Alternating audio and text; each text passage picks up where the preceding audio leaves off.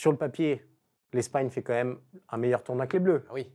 Mais Martin, est-ce que les Bleus sont pas quand même un peu favoris? Je vais reprendre le mot préféré de Didier Deschamps dans cet Euro. Le football, c'est un rapport de force. C'est un rapport de force. Et là, le rapport... En fait, le truc est tellement gros, on le voit tellement arriver. Ouais, c'est ça qui m'inquiète, moi. Tu prends les Espagnols, tu leur mets dans les baskets Tchouaméni, Kanté, Rabiot, et ben ça va pas être la même sauce. Je sais pas si la France est favorite au fond, parce que c'est très dur d'estimer que l'équipe qu'on voit depuis le début de la compétition, en fait, depuis le début, on se dit, ça ira mieux demain pour cette équipe de France, elle va finir par trouver, il faut arrêter. Mais même cette équipe-là, minimaliste, mais hyper solide, hyper solide, Leao, il ne fait pas un grand match. Bernardo Silva, il ne fait pas un grand match. Doku, il ne fait pas un grand match. Si de la même façon, tu éteins Nico Williams et Yamal, eh ben déjà, tu perds un peu du pouvoir de nuisance de l'Espagne. Alors, je ne dis pas que c'est ce que la France fera, mais en tout cas, je pense qu'elle a les armes et le rapport de force ne sera pas aussi déséquilibré que peut le laisser penser ce début de tournoi. Ouais, complètement. Moi, je suis d'accord avec toi. Alors, ce n'est pas exactement la même Espagne que par le passé où on avait des 70% de possession, etc. 57, c'est une Espagne, c'est ça? Oui, 57 de moyenne. Donc, ça prouve quand même que c'est un petit peu plus vertical, que ça prend un peu plus de risques. Il y a des joueurs qui sont transfigurés.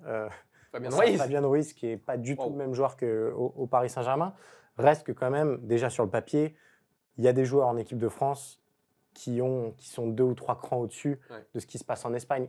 Quand on regardait le match hier, on se faisait cette réflexion. Bon, quand on a une charnière Lenormand-Laporte, à un moment, alors que nous, sur le banc, il y a quand même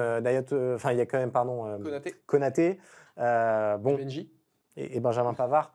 Bon, il y a quand même déjà, de base, je trouve un gap de niveau, et même au milieu de terrain, peut-être que devant, finalement, où il peut y avoir match, mais sur tous les secteurs de jeu, quand même, j'ai l'impression que les Bleus ont une marge suffisante.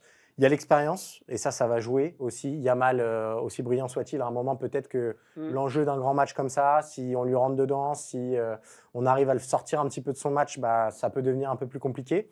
Et puis, il y a ce plan tactique qu'on voit venir à 1000%, mais en transition. On n'a pas encore vu, en fait. Moi, je suis plus interrogatif quant à la capacité des Bleus d'être vraiment létale en transition.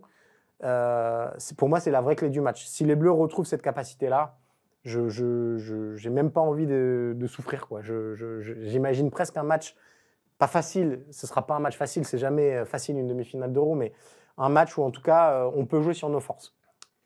Et puis alors Mbappé est pas bon au début de l'Euro, mais là en face de lui, Jesus Navas. Ouais. C'est pas Carvajal. C'est pas Carvajal, c'est pas un latéral droit de formation, rappelons-le. Jesus Navas. Il a la trentaine bien passée. J'ai l'impression que depuis que je suis le foot, il est là avec ses yeux verts ou bleus, je sais pas.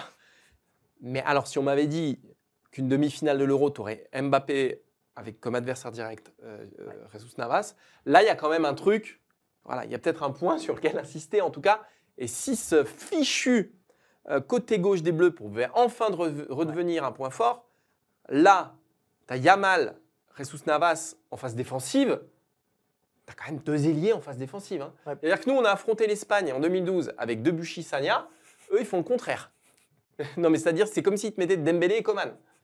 Donc, ce serait marrant à essayer, tiens. Ah oui, je suis pas sûr qu'il le tente, Didier Deschamps. Je suis pas sûr qu'il... Mais en tout cas, voilà, là par exemple, tu as un vrai axe où tu te dis, ouais, mais là, en fait, ça peut passer quand même. Ouais.